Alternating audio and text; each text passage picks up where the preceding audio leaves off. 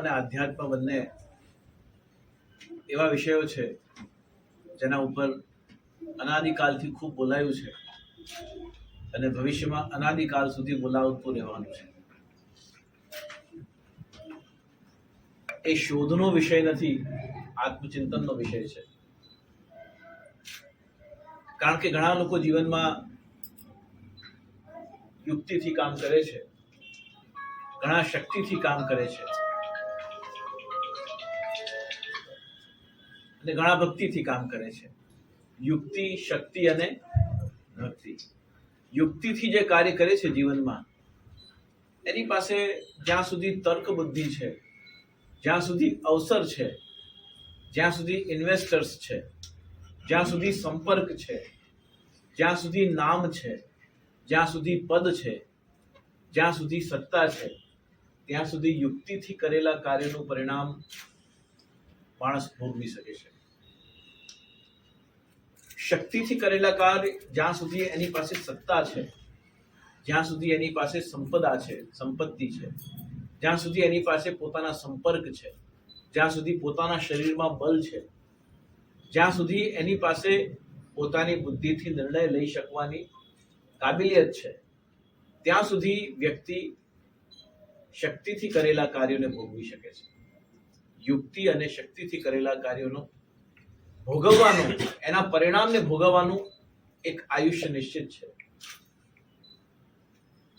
જેણે જીવનના દરેક પાસાઓમાં ખૂબ સફળતાઓ પ્રાપ્ત કરી છે, એ પછી શક્તિથી હોય કે ભક્તિથી હોય, પણ એના જીવનના અંતિમ દોરમાં, last phase of the life, ઘણીવાર એ માણસ એકલો હોય છે અને ઘણીવાર એના ગયા પછી એ શક્તિથી કે યુક્તિથી કરેલા કાર્યોની કોઈને યાદ પણ હોતી નથી. નાનાલાલ ચોકસી હતા વડોદરા, આજે આપણા પેઢી સુધી છે. ઠાકોર કાકા હતા, ડોક્ટર ઠાકોરભાઈ, આપણા પેઢી સુધી છે. એના પછી શું? તો એ યુક્તિથી અને શક્તિથી કરેલા કાર્ય, એનું બહુ આયુષ્ય આજીવન નથી રહી શકતું. યુક્તિથી કરેલા કાર્ય, શક્તિથી કરેલા કાર્ય ત્યાં સુધી જ છે જ્યાં સુધી એની પાસે સત્તા, શક્તિ, સંપત્તિ, સંપર્ક કે પોતાની સ્વાસ્થ્યની કાબિલિયત છે. પણ જીવનમાં ભક્તિથી કરેલા જે કાર્ય છે, એ વ્યક્તિની હયાતી હોય કે ન હોય, આજે એ વ્યક્તિ જીવિત ન પણ હોય, આજે ઠાકોર કાકા કે નાના કાકા, એમના દ્વારા જે ભક્તિથી કરેલા કાર્ય, કે સમાજ કલ્યાણ માટે કરેલા કાર્ય, કે સમાજના ઉત્કર્ષ માટે કરેલા કાર્ય, આજે ધારો કે એ નથી તો પણ ભક્તિથી કરેલા જે કાર્ય હોય, એ સમાજમાંથી, સંસારમાંથી ક્યારેય ભૂસાતા કે મિટાતા કે વિસરાતા નથી. તો બબ્બે હાથે વાંસળી ઉચકે અને આંગળીએ પર્વત અધ્ધર. જેને વાંસળી ઉચકવા માટે બે હાથની, વાંસનો ટુકડો નાનો સરખો, એને ઉચકવા માટે એને બે હાથની જરૂરત પડે. પણ 7 કોસના 21 કિલોમીટરના ગિરિરાજજીને ગોવર્ધન પર્વતને ઉપાડવો હોય તો એ ટચલી આંગળી ઉપાડી. બબ્બે હાથે વાંસળી ઉચકે અને આંગળીએ પર્વત અધ્ધર. કોણ હતું વધુ શક્તિશાળી, ગોવર્ધનધર કે બત્સીધર? આ બેમાંથી કોણ શક્તિશાળી હતું એ નિર્ણય કોણ કરી શકે? If you can turn your worries in worshiping, Krishna can change your battles in blessings. અગર આપણી જેટલી પણ વરીઝ, ચિંતાઓ છે, આપણી જેટલી પણ વ્યાધિઓ છે, ઉપાધિઓ છે, આપણી જેટલી પણ સંઘર્ષની જેટલી માનસિક ભૂમિકાઓ છે, સાયકોલોજીકલ, ઇમોશનલ, વ્યક્તિ 5 રીતે પીડાતો હોય છે. કે તો શરીરના રોગથી પીડાય, કે પરિવારની પરિસ્થિતિઓથી પીડાય, કે બિઝનેસના ફ્લક્ચ્યુએશન અને ફાઇનાન્શિયલ ફ્લક્ચ્યુએશનથી પીડાય, કે સમાજ અને સોસાયટીના આક્રમણો અને બદલાતી પરિસ્થિતિઓ અને એના પોતાના જીવનની સંપર્ક અને સંબંધોની ભૂમિકાના બદલાવાથી પીડાય, અને 5મો વ્યક્તિ પોતાના માઇન્ડસેટથી પીડાય છે. કોલમેન બહુ સરસ વાત લખે છે કે 18th century was the century of research. 19th century will be the century of science and development.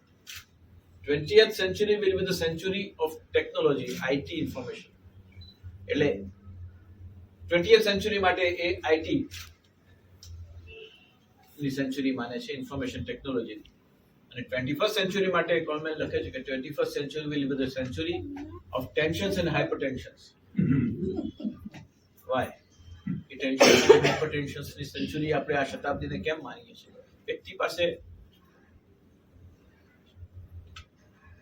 સુખને ભોગવવાના સંસાધનો અને કદાચ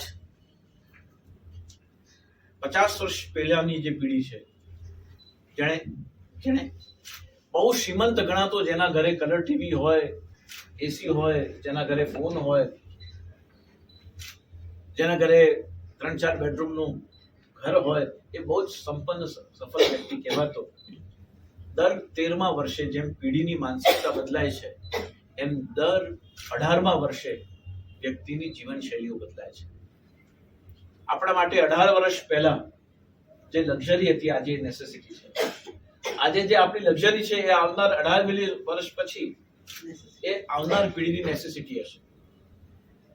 13 વર્ષે જેમ પેઢી બદલાય છે, એમ 18 વર્ષે વ્યક્તિનું માઇન્ડસેટ, માનસિકતા બદલાતી હોય છે.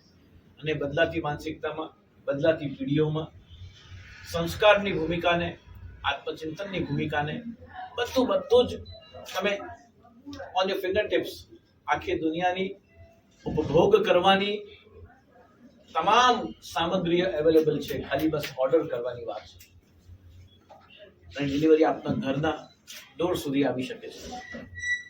જે યુગમાં આપણે જીવી રહ્યા છે, ત્યાં સુખ સંસાધનોને ભોગવવા માટે, લક્ઝરીઝને ભોગવવા માટે બહુ પુરુષાર્થ કરીને અને બહુ જહેમત કરીને એને પ્રાપ્ત કરી શકાય એવું નથી. જહેમત કરીને જે પ્રાપ્ત કરવાનું, જે જહેમત કરીને, પુરુષાર્થ કરીને પ્રાપ્ત કરવાની હવે જે વિષય રહ્યો છે બાકી, એ છે શાંતિ, આત્મકલ્યાણ, peace of mind. Anxiety, depression અને કોમ્પ્લિકેશન્સ થી બચવા માટેના જેટલા પણ અલગ અલગ ઉપાયો સંસારમાં બતાવ્યા છે, જેનું બધું સરખે સરખું ધાર્યા પ્રમાણે ચાલી રહ્યું છે, એના કદાચ હમણાં જીવનમાં કોઈ તકલીફ